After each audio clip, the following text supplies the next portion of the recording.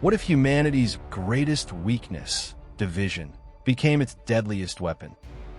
An alien empire arrives expecting us to fracture. They've conquered hundreds of worlds by turning allies into enemies, by making trust collapse from the inside out. And at first it almost works. Old grudges surface, false orders spread, voices whisper that someone else will betray you first. But this time, humanity does something it has never done before. Earth, Mars, and the Belt share one command. Every order shared, every deception stripped bare, every ship moving as one. If unity breaks, humanity doesn't just lose a fight, it erases its future. Join us as we explore the moment humanity stopped fighting alone and became something the galaxy had never seen. Section 1. One Flag in Vacuum. The first unified fleet did not launch with a parade. It assembled in silence beyond Luna's far side, where Earth was a coin and politics could not echo. Hundreds of ships held station. Earth-built carriers, Martian torch frigates, belt rail cutters, and lunar defense frames scarred from older wars. Up close they looked mismatched, but from a distance they formed one shape, like a fist deciding to close. Fleet Marshal Amani Cade watched them from the bridge of Vanguard Accord, hands resting on a rail worn smooth by nervous fingers.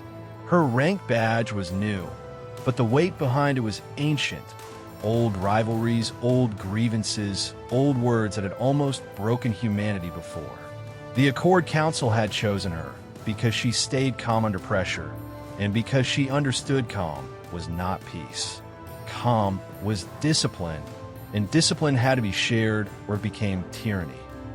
The oath was supposed to be ceremonial, a clean line for the archive. Instead, it became an argument that threatened to ignite in vacuum. Mars wanted independent firing authority if Earth comms went dark.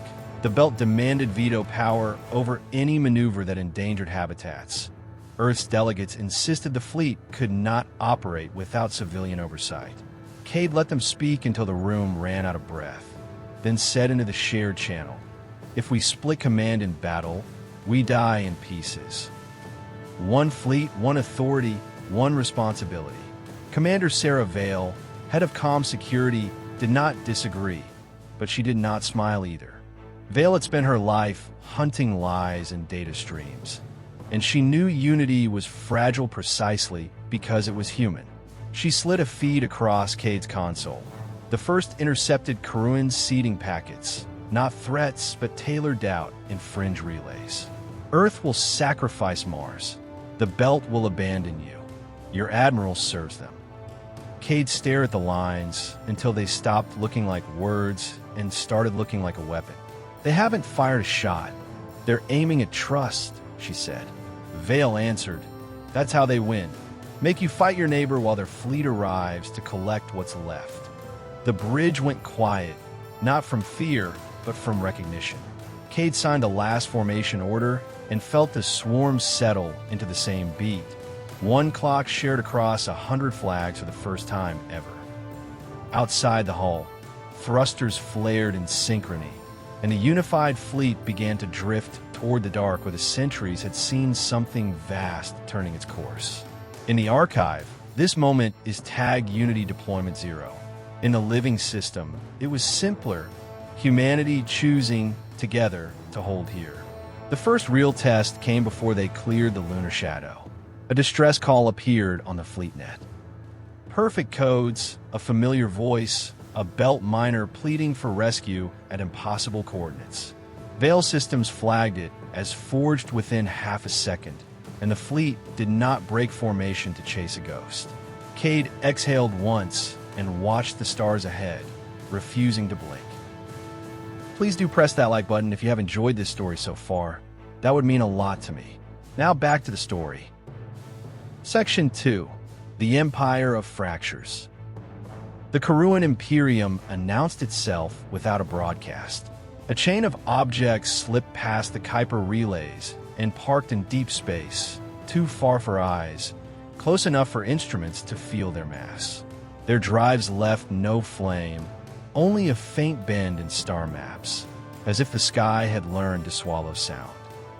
In the empty between them, the fleet's telescopes measured a disciplined patience, the kind that waits for you to make the first mistake. Cade studied the first images and felt her jaw lock. The hulls were long, ribbed, and dark, built for function, with layered spines that suggested they expected to be shot and keep moving. Around them drifted hundreds of smaller frames. Not fighters, but chorus craft, Vale said, designed to carry messages faster than missiles. Vale's voice stayed flat as she summarized the threat. They didn't just fight ships, they fought trust. Before the unified fleet fired a single test pulse, the Imperium fired a story. Earthnets lit with leaked documents claiming Mars had traded secrecy for safety, while belt channels received edited clips of Earth officers sneering about rationing. Martian feeds showed a forged order placing belt ships in the most dangerous screen, signed with a perfect copy of Cade's code. The lies were plausible, and that was the point. Vale countered with something the enemy hated: primary records. She opened sealed case files from conquered systems, translated by AIs but verified by human teams trained to doubt neat conclusions. The Imperium's method was always the same: seed mistrust, force conflicting orders, then offer separate peace to whoever blinked first. They harvested division the way miners harvested ore, and they called it stabilization. Cade read one entry twice. A world called Nethri held its orbital grid until two rival councils issued opposite retreat commands, and the defenders tore each other apart in panic. Another file listed species names followed by the same line, repeated like a stamp. Fracture achieved, control acquired. The Imperium did not conquer by strength alone. It conquered by making unity feel impossible. When the Karuan finally spoke directly, it was not a threat. It was a polite menu of private channels. Earth, Mars, Belt, Luna, unions, blocks, faith councils, each offered recognized representation and a separate deal. Cade stared at the branching options and felt the trap close like a gentle hand. Cade said, "They're not trying to negotiate. They're trying to split the room." She opened one public broadcast and refused every private door at once. "There's one fleet," Cade transmitted, voice steady, and one answer.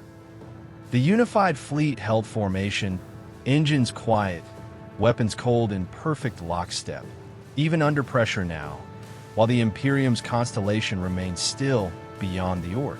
The lies kept coming anyway, probing for a scene because that was the first battle and they had been practicing it for centuries. If you have enjoyed this story so far, then please do subscribe and hit the bell icon to listen to more stories like this one. Let's get back to the story now. Section 3. False Orders. The first kinetic exchange began with an email, except it wasn't human and it wasn't mail. A packet burst landed inside fleet routing with the right encryption, the right latency, and the wrong intent. It carried a maneuver order for the belt screen: peel off, intercept a probe cluster, and burn hard toward the dark. It even included casualty estimates, as if someone had already decided who was allowed to die. Commander Sarah Vale froze the command at the authentication gate and felt the bridge go cold. The signature matched Fleet Marshal Cade's key, but the micro jitter in the timestamp was too clean, the kind of perfection only a copier could love. Vale flagged it to every captain at once: forged, do not execute. Outside the viewports, Karuan chorus craft drifted like ash.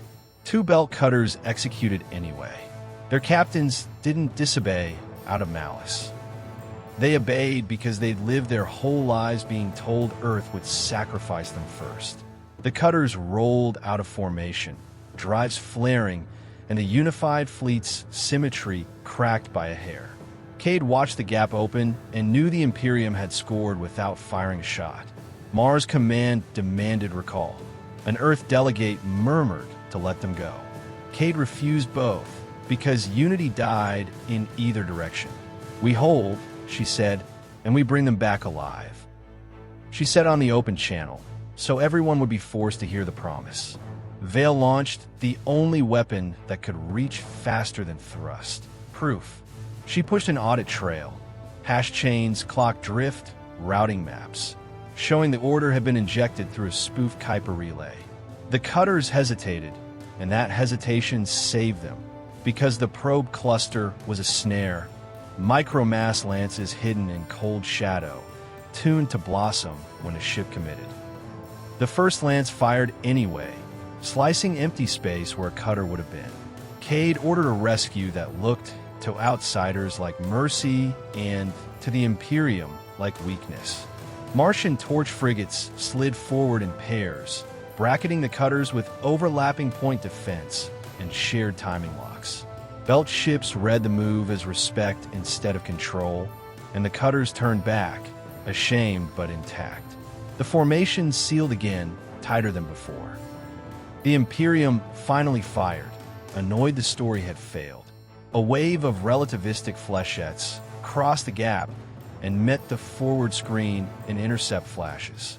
Several drones died, and one lunar frame lost a wing, but no crewed ship broke formation. Cade watched the math confirm it and felt gratitude for the mistake that had not become tragedy. Afterward, Cade convened the captains and did not punish the cutter crews.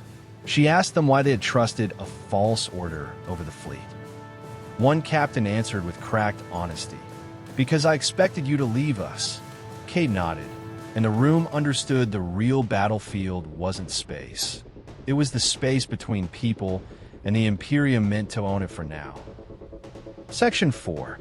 The Vote Before the War. Cade held the fleet in a slow drift at the edge of the Ort, just far enough from the Imperium's guns to speak without dodging. The unified fleet's captains gathered by link, faces floating in Cade's command well like ghosts of different worlds.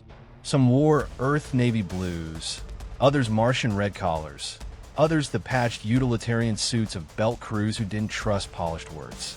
Cade knew this meeting mattered more than the next volley, because unity could be killed by fear long before plasma ever touched hull. The proposal on the table came from Earth's Civilian Oversight Committee, and it sounded reasonable in the way chains sound reasonable when you're afraid. Shut down all unsanctioned comms, restrict news feeds, push a single official narrative, and enforce orders through hardened one-way channels. "We cannot allow misinformation to spread," the delegate insisted, "not while an enemy is injecting lies directly into our nerves." Several captains agreed, because they'd watched worlds fracture in older wars and they did not want to repeat it. Commander Sarah Vale didn't argue on moral grounds at first. She argued on technical ones, because technical truth was harder to twist. "If we centralize everything," she said, "we create one throat to choke. The Imperium doesn't need to fool 1,000,000 people. It only needs to fool the one voice we force everyone to trust." She paused, eyes hard. "And if we silence our own, we'll start looking like their empire before they've even arrived." Cade felt the room split into familiar fault lines. Safety versus freedom, order versus trust. The moral dilemma was real, not theatrical. In war, control can save lives and also rot what you're saving. She remembered the resonant war, where silence had been survival, and remembered how easy it would be to justify a permanent quiet. She refused to make the choice alone. So she called a vote, and the vote itself became a weapon. Every captain, every habitat commander, every colony defense chair received the same packet of raw data. Intercepted lies, proven forgeries, Imperium doctrine files, and the exact risks of each option. No spin, no softened language, no for your own good. Cade offered trust like a blade and waited to see if humanity could hold it without cutting itself. The result shocked even Vale. The majority rejected the lockdown, not because they were naive, but because they had learned the hard way that unity built on force collapses when the force wavers. The Belt voted against it by a wide margin, and Mars followed, and Earth's own orbital union sided with them. People wanted truth they could verify, not comfort they could be fed. Cade accepted the decision publicly and without bitterness. Then we build unity the hard way, she said, out of shared proof and shared responsibility. The unified fleet did not become a locked fist controlled from one wrist. It became a shared grip, imperfect and stronger for it. The Imperium watched from the dark, and the first crack in their strategy formed. Not in their weapons, but in their assumption that humans would choose fear over each other. Section 5. The Karuan Mirror. The Imperium's next strike arrived dressed as kindness. A private message appeared on Cade's console with the correct routing, the correct handshake, and a voice that matched her dead mentor from the Resonant War. It offered her a quiet retreat corridor, a promise that Earth would be spared if she removed the unstable elements from her fleet. Cade felt her stomach tighten, not from temptation, but from the precision of the cut. Vale traced the packet to a chorus craft drifting beyond sensor comfort, and her skin went cold. "They're not guessing," she said. "They're modeling us." The Karuan had harvested humanity's debates, grief rituals, and command habits from open feeds and old archives, then built mirrors that spoke in the tones each person trusted most. They weren't hacking systems now. They were hacking expectation. Across the fleet, the mirrors multiplied. A Martian admiral received a forge scan showing Earth ships re-aiming railguns toward Mars habitats. Time to arrive minutes after a real comms blackout. A belt captain was shown a clip of a council member calling belters expendable, clipped from a decade-old hearing and made to look like it happened today. Each lie was built to land when the target was tired, isolated, and ready to believe the worst. Cade ordered full transparency under the new vote. Every private message was to be published to the shared ledger within 60 seconds. It was humiliating for officers who preferred to look unshakable, yet it worked like medicine. When you could see the same poison being offered to everyone, the poison lost its intimacy. The fleet began treating the lies like incoming fire, not personal insult. The Imperium adapted again, shifting from persuasion to shame. They leaked a list of probable defectors, naming dozens of real officers, some of whom had never even met the people accusing them. The list spread through civilian channels faster than corrections could follow, and suspicion pooled in the corners of every conversation. Cade felt the old reflex to clamp down rise in her chest and forced it back down. Instead, she did the harder thing. She called the named officers into open session, asked them to speak one sentence into the record, and then let the fleet watch the proofs. Service logs, vote tallies, and witness accounts from 3 worlds. Some officers cried from anger, some laughed, some stood silent, but the ledger held. The Imperium had expected fractures. It found a culture learning how to heal in public. When the next volley of flechettes came, the unified fleet was still intact enough to intercept. Cade watched the impacts bloom against the forward screen and realized the mirror war had failed to slow their hands. "They can predict our fear," Vale said, "but they can't predict our choice."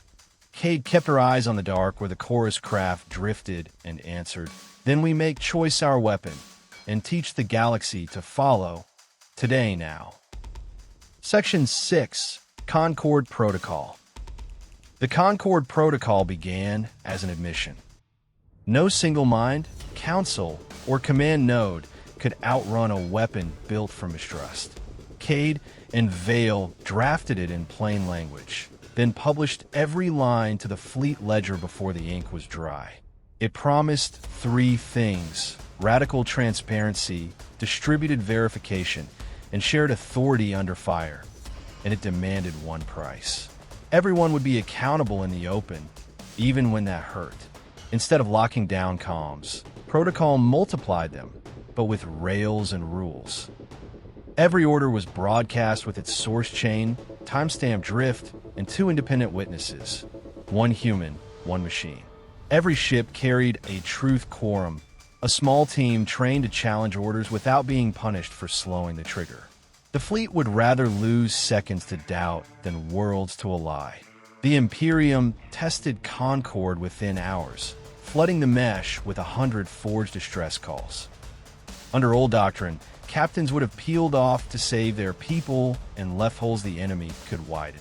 Under Concord, each call was posted, hashed, and cross-checked against sensor ghosts, physics, and human testimony from nearby nodes.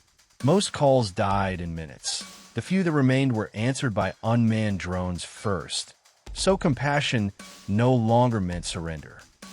Then the Karuan struck the forward screen with particle streams that chewed drones into glitter and painted the void with auroras. Kate did not answer with a single heroic charge. She answered with coordinated truth. She ordered every ship to share its targeting solution in real time, so no one had to trust a lone flagship, and the fleet's guns became one distributed instrument. When they fired together, threading rail slugs through the chorus craft like needles through a net. The chorus craft tried to scatter and jam, but the protocol had anticipated that too. Vale's teams rerouted verification through redundant paths, tight beam, laser, even burst beacons, so no single cut could isolate a group into panic. A Martian frigate took a hit that cracked its radiator spine, and its captain stayed in formation anyway because the ledger showed, in hard numbers, that the belt cutters were covering her blind side. The Imperium had expected fear to turn into blame. It found fear turning into coordination, and that difference cost them ships. After the exchange, Vale pushed a final rule into Concord. Any crew could halt a maneuver if their local evidence contradicted command, provided they published the contradiction immediately. It was messy by design, and the mess made it hard to counterfeit consensus. Across the fleet, crews repeated a new mantra: trust the ledger, trust the clock, trust each other. Cade watched the formation settle into the rhythm and felt something unfamiliar bloom beneath exhaustion. Unity was no longer a slogan painted on hulls. It was a living system, and the Imperium had just watched it fire. Section 7. Battle of the Broken Signal. The first major battle began with a silence that felt engineered. Deep in the Ort shadow, the Karuan detonated a lattice of ion foam, turning the void between fleets into a shimmering fog that ate tight beams and bent lasers off course. For 30 seconds, every ship watched their comms graphs fall like dead heart monitors. The Imperium had built a battlefield where mistrust could grow faster than light. Kate did not try to outshout the fog. She leaned into the protocol. "Concord, fall back," she said, and the fleet dropped into pre-agreed autonomy, each vessel running a local copy of the last verified plan. Vale's quorum teams opened manual burst windows on old schedules, timed by shared drift tables and confirmed by line-of-sight flashcodes. The enemy expected confusion. They found a practiced rhythm, like sailors navigating by stars after the lamps go out. The Karuan vanguard surged through the haze in staggered wedges, ribs of dark metal dragging fields that made sensor returns stutter. Rail slugs snapped past and vanished, fooled by decoys that weren't ships so much as false geometry. A Martian torch frigate, Red Bastion, took a grazing hit that peeled armor like bark, and its captain felt the urge to break away. Her console showed 3 belt cutters still holding her flank, and she stayed. Belt rail cutters answered with a dirty trick made from mining practice. They fired massed drivers not at hulls, but into the fog itself, seeding it with calibrated dust that lit up when struck by Karuan fields. The haze bloomed with brief constellations, outlines revealed by the very distortion meant to hide them. Cade watched the map sharpen and issued one order to every ship: share marks. Everyone shares. Chorus craft tried their oldest knife in the middle of the gunfire. Forge commands appeared in local nets, telling squadrons to retreat by vote, to peel off for safety, to abandon wounded ships as unverified liabilities. Under Concord, each forged line was posted to the ledger within seconds, tagged, cross-signed, and answered with raw proof instead of rage. The Imperium's words lost their bite, and then their hulls began to burn. When the fog thinned, the unified fleet pushed forward in a single, ugly surge. Torch drives flared, railguns thundered, and point defense stitched glittering arcs through drifting debris. Cade refused to chase kills. She kept formation, because formation was the weapon the Imperium could not model. By the time the Kruan vanguard fell back, 6 human ships were crippled, but none were abandoned, and that fact traveled farther than any broadcast. In the archive, the engagement is logged as the Battle of the Broken Signal. Strategists later praised the dust lanterns, the fallback clocks, the disciplined firing arcs. The crews remembered something simpler. The moment the fog tried to make them strangers, and they chose, again, to be one. Even fear stayed inside the lines. Section 8. The price of holding. Victory has a cost that doesn't glow on tactical screens. After the broken signal battle, the unified fleet drifted through debris fields like a convoy of survivors, hulls venting frost and coolant into black space. Med bays filled, damaged crews worked until their hands shook, and every captain wrote the same report in different words. We held, but we bled. The Imperium understood that pain is a lever. Within hours, the Kruan released edited casualty clips into civilian channels. Close-ups of burning Martian hulls, belt crews screaming over comms, Earth officers shouting orders that sounded like blame when stripped of context. The edits were crude by Veil standards, yet they landed hard, because grief doesn't need perfect lies. Protests flared on Earth and Mars. Stop the war, bring our ships home, let someone else pay. Cade refused to answer with silence or spin.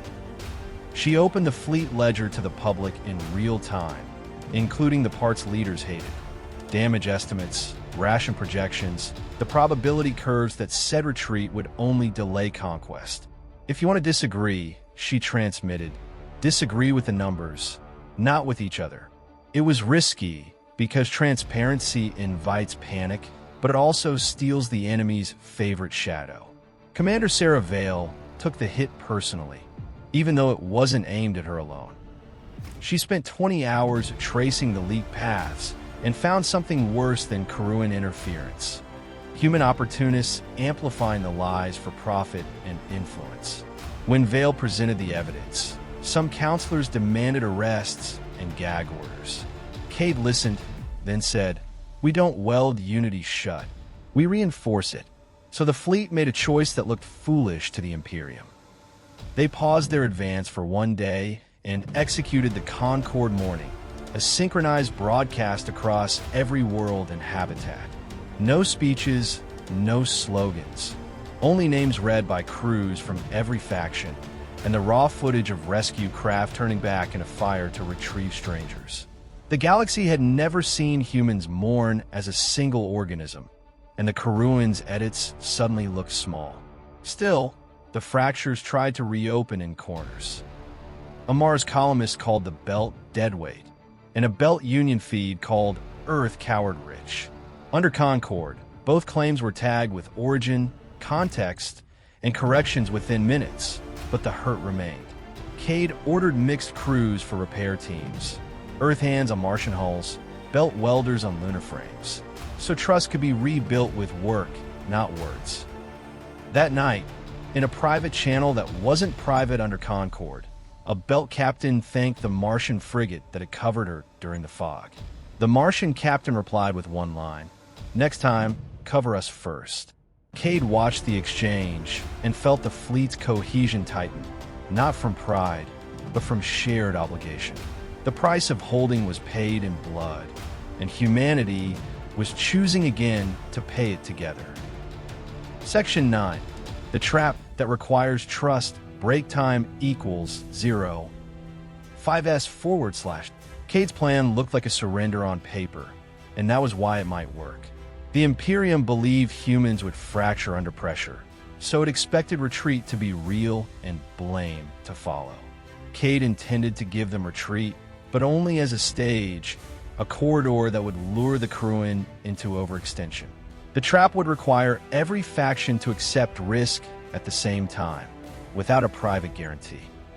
She presented the plan to the full ledger, not in a war room, but in the open where the fleet could interrogate it. The unified fleet would pull back toward the inner system, broadcasting the movement as a defensive reposition, and leave behind crippled hulks as bait.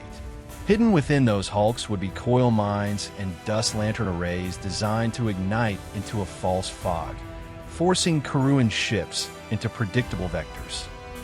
Then the fleet would pivot and strike in synchronized arcs, using one shared clock to close the net before the Imperium could split it. The first objections were immediate and human. Mars feared the pullback would invite political collapse at home. The Belt feared being used as the disposable rearguard. Earth feared a failed trap would bring the Imperium to their doorstep. Kate didn't dismiss the fear, because dismissing fear is how you make it turn into resentment. She answered with numbers and a promise posted to the ledger. No world would be left behind, and any ship that covered another would be covered in return, documented, witnessed, and enforced by Concord. Vale's concern was different. If they can forge orders, they can forge a retreat, she warned, and make someone think the pivot is a betrayal. Cade nodded, because the trap's Achilles' heel was timing. If even one squadron hesitated, the net would open. Vale proposed the solution. A public ignition, a single, visible countdown broadcast to every node, civilian and military, so no one could be told the pivot had not begun. The enemy could jam signals, but it could not jam a million synchronized witnesses. So they built the ignition as a ritual. Across Earth, Mars, Luna, and the Belt, clocks were set by the same drift tables used during the Invisible War, and civilian screens displayed the same silent countdown when the time came. Cade hated involving the public in a military maneuver, but the moral line had shifted. The enemy's battlefield was trust, and trust belonged to everyone. If unity was the weapon, then unity had to be present at the trigger. The retreat began, engines flaring in disciplined waves, and the Imperium followed exactly as expected. Karuan ships surged forward, Chorus craft weaving ahead to seed panic, while human hulks drifted in their path like broken bones. Cade watched the enemy commit and felt the trap tighten, but she felt something else too, a fleet holding itself together not by orders, but by shared intent. When the countdown reached 0, the inner system didn't cheer. It held its breath. In the archive, the moment is tagged Pivot Authority. In every human heart watching the silent numbers, it was the same thought. Now we find out if we truly meant what we said. Section 10. One fleet, one clock. 0 arrived without sound, and yet the entire solar system seemed to feel it. The public countdown vanished from screens, replaced by a single line of text. Pivot executing, Ledger Live. In the same second, Cade's voice reached every captain through redundant channels, calm and unmistakable. All units, she said, we turn together. Hold the clock.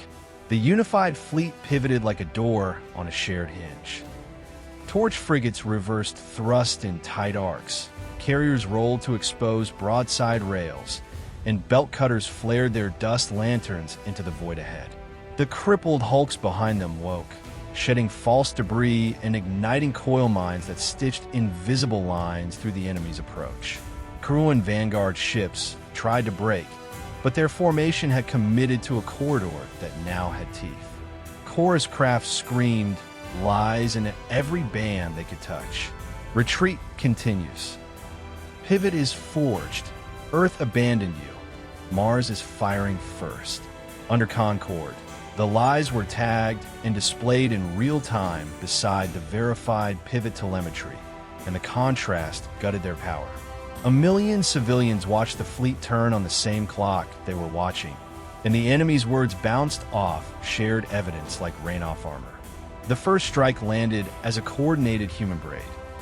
Rail slugs from Earth carriers hit Karuan ribs already stressed by coil mine fields, while Martian torch frigates poured particle lances into exposed spines.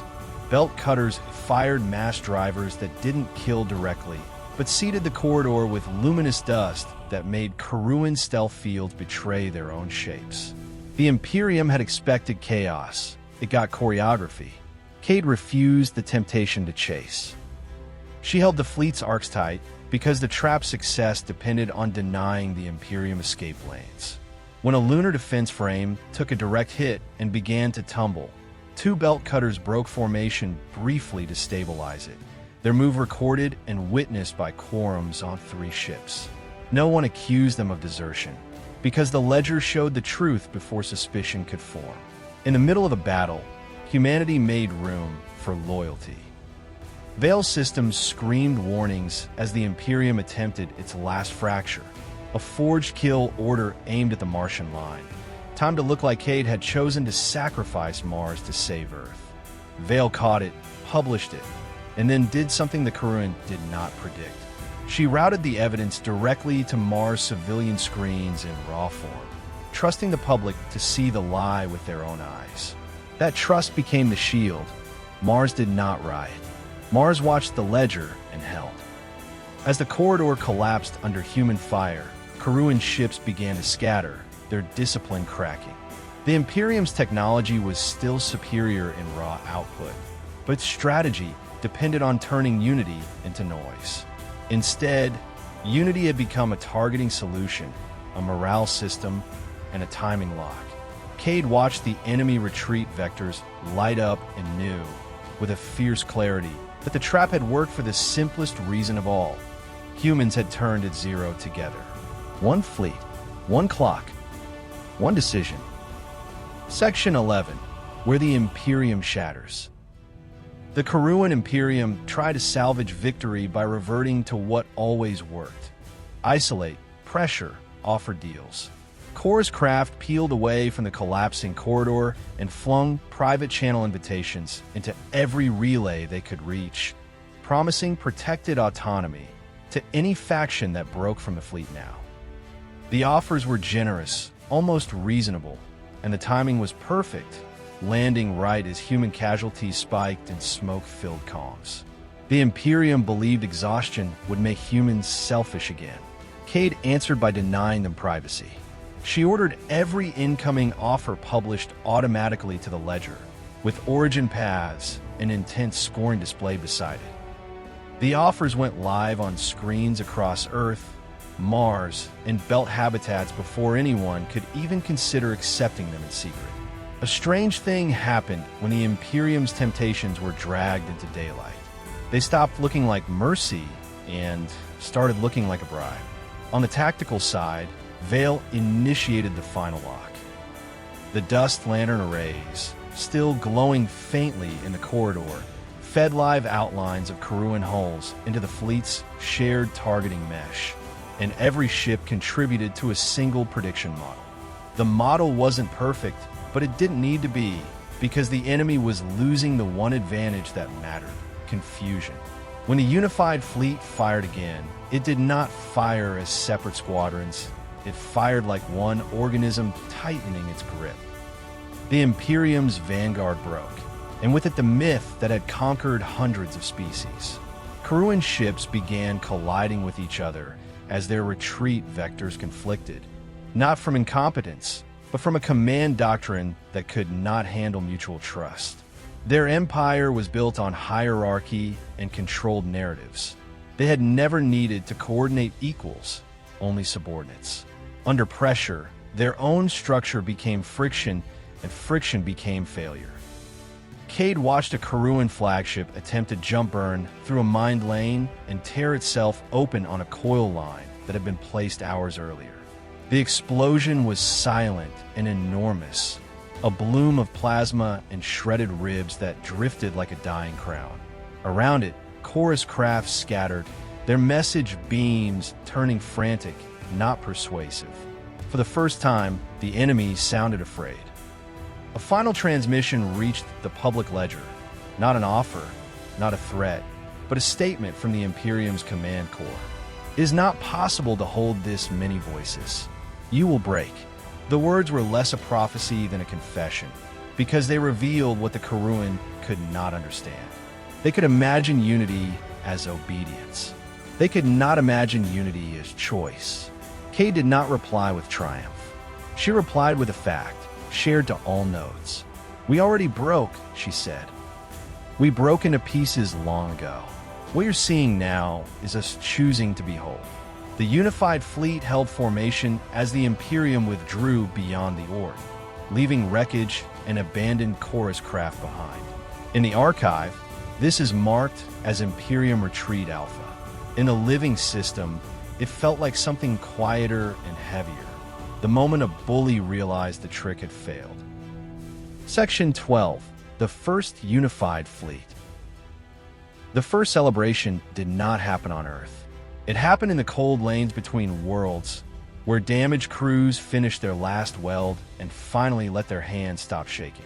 Ships that had never trusted each other shared spare parts without barter, and med bays traded blood stock by the ton. Across the ledger, the same sentence appeared in 100 accents. "We held." Cade returned to Geneva Arc by light delay, a face on screens and chambers that still smelled of fear. The council expected a victory speech, a banner moment to sell back to exhausted citizens, but she gave them an audit instead. "We won because we refused private truths," she said, "and because every world agreed to be seen by the others." Then she added the harder line, the one leaders hate. "If we stop practicing that, the Imperium won't need to come back." Commander Sarah Vale published the final Concord update as the fleet swept debris and rescued survivors from both sides. It codified the tools that had saved them: distributed verification, quorum challenges, public ignition, and the right to question orders without shame. The update also carried a mercy clause. Any society joining Concord could keep its culture, laws, and symbols, so long as its decisions stayed on the shared ledger. Unity, Vale wrote, was not uniformity. It was interoperability. In the outer dark, Karun wreckage drifted beside silent chorus craft, still bristling with transmitters that had once weaponized doubt. Belt crews boarded them carefully, expecting traps, and found instead archives of conquest, files on species broken, bargains offered, and fractures engineered with clinical pride. Cade ordered the archives copied and broadcast beyond human space on open beams.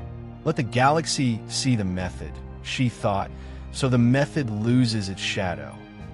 The first reply came weeks later from a system humanity had never visited, a coalition that had watched the battle through stolen scopes. Their message was short and almost angry. "You should have broken. You did not." Attached was a star map marked with Karun routes and staging wells, the beginning of a wider resistance. Humanity had not just defended a home. It had demonstrated a counterweapon other species could learn. On Earth, the sky looked unchanged, and that was the miracle. Power stayed steady, trains kept time, and the news feeds carried the same ledger links that guided guns in deep space. People learned to verify before they blamed, to pause before they shared a rumor, because they had watched what a lie could cost at the edge of the system. In the archive, case file 038 closes with a simple classification: Unity proven operational. The note beneath it is less technical, written by a tired historian who survived the broadcast nights and the fog of lies. "When the Empire came to buy our divisions, we refused to sell. And in that refusal, we became a fleet for the first time, one flag in vacuum, held by many hands." Please do press that like button if you have enjoyed this story, and also please do subscribe and hit the bell icon to listen to more stories like this one. That would mean a real lot to me. Now go ahead and listen to your next story here.